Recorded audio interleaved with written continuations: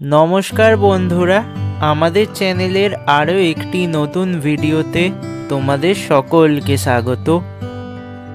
আজ আমরা চলে এসেছি বেলুড় রাসবাড়ি রাস উৎসব দেখতে। বেলুড় রাসবাড়ি হাওড়ার বেলুড়ে গঙ্গা তীরে অবস্থিত একটি অপূর্ব স্থান। রাস উৎসবের সময় দূর দিগন্ত থেকে বহু মানুষ রাসবাড়িতে আসে। আজ এই ভিডিওতে আমি তোমাদের এই রাসবাড়ি ঘুরে দেখাবো, এখানে সংক্ষিপ্ত ইতিহাস ও এখানে তোমরা কিভাবে আসবে তা জানাবো।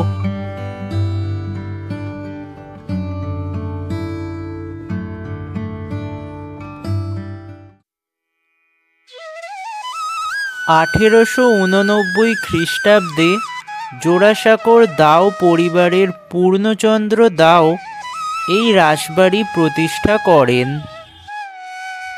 এই রাসবাড়িতে রাধাকৃষ্ণ নিত্য পূজিত হয়। মন্দির প্রাঙ্গণে তোমরা দেখতে পারবে একটি নাট মন্দির, নবরত্ন স্থাপত্যশৈলীর মূল রাধাকৃষ্ণর মন্দির এবং একটি রাসমঞ্চ। বড় বড় থামযুক্ত নাটমন্দিরে প্রাচীনত্বের ছাপ স্পষ্ট।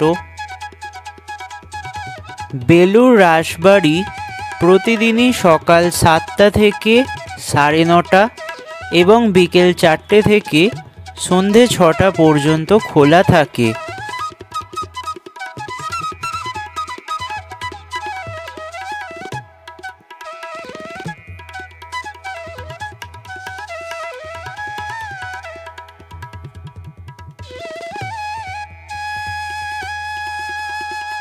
এরপর আমরা ঘুরে নেব রাসমঞ্চটি।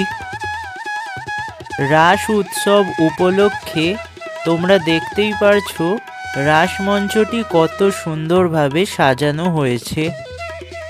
এই রাসমঞ্চের ভেতরে তোমরা দেখতে পারবে রাধাকৃষ্ণ ও তার অষ্টসখীর একটি বিগ্রহ। এছাড়া এই রাসমঞ্চটি তোমরা বৃত্তাকারভাবে ঘুরে দেখলে আরও অনেকগুলি মূর্তি দেখতে পারবে।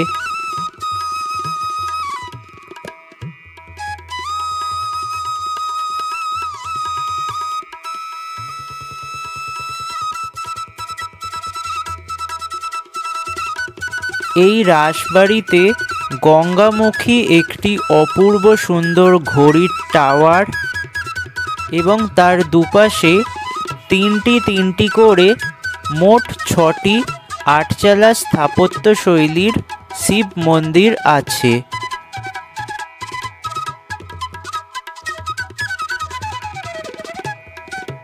ইন্দো ইউরোপীয় স্থাপত্যশৈলীর এই ঘড়ির টাওয়ারটি এখনও সঠিক সময় দেখাতে সক্ষম।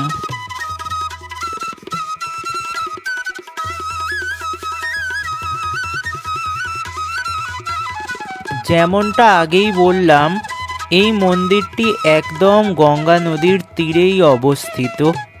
সুতরাং এখান থেকে তোমরা গঙ্গা নদীর একটি অপূর্ব দৃশ্য উপভোগ করতে পারবে।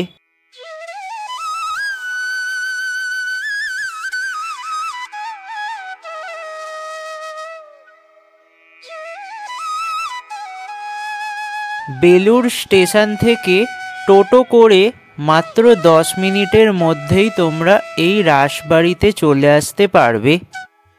রাস উৎসবের সময় 15 দিন ব্যাপী একটি মেলাও বসে এখানে। চলো তবে মেলার কিছু অংশ ঘুরে নেওয়া যাক।